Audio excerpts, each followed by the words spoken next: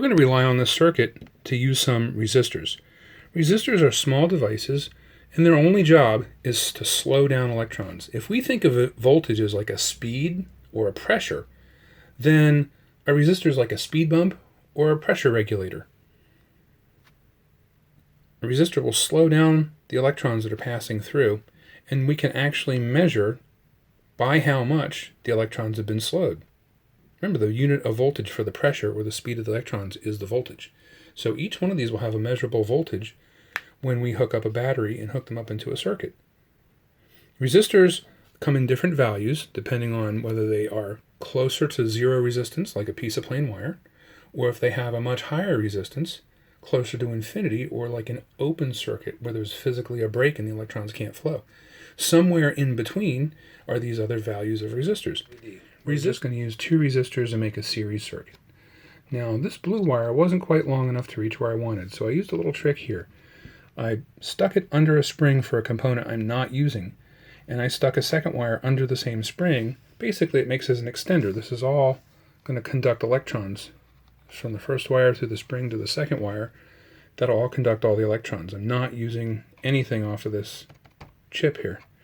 So that brings the voltage over to pin 79 in the first resistor, which should be 4,700 ohms. All the electrons travel through the blue and orange wires, and then they go from 79 to 80, so all the electrons travel through the resistor. And then this wire takes 80 to 81. All the electrons flow through 80 to 81.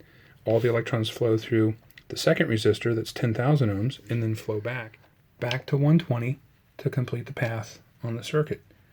Now we're going to use the meter and take some readings and compare to what we should have, see where we're at with this series circuit. Across the battery before, we had about 3¼ volts. And we still do. That's great. Let's get a reading for the voltage drop across this 4.7 resistor, 4,700 ohm resistor. I'm going to use the alligator clips because I don't want the leverage of the probes to accidentally disconnect one of the wires. This resistor is using about 1 volt. And that's what that means. It's slowing the electrons down, or it's using up 1 volt of the electrical energy here. It's not a battery. It's not making 1 volt. It's using up. Okay? So if we had 3¼ volts available, and we used up or dropped 1 volt on this resistor, what does that leave available to the second resistor? Well, 3¼ minus 1.02, we should have a little less than 2¼ volts. We should have a little less than 2¼ volts available. Let's check.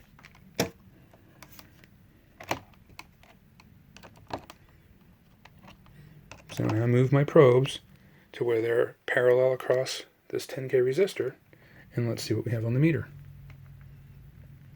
2.21 volts. This is not a battery. This device is not making 2.21 volts. It's using up 2.21 volts. Now what I've done is I've broken into the circuit, and I've taken out the orange wire that we're using as an extender or a jumper when this blue wire wasn't long enough. What we're doing is we're going to take the red probe from that to the meter.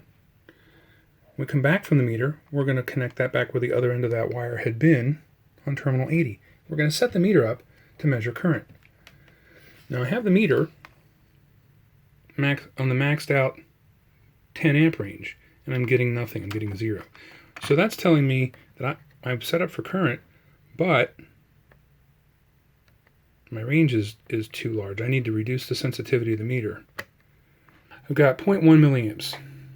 If I move the decimal place 3 places to the left, which is what milli instructs us, then I've got 0.0001 amperes.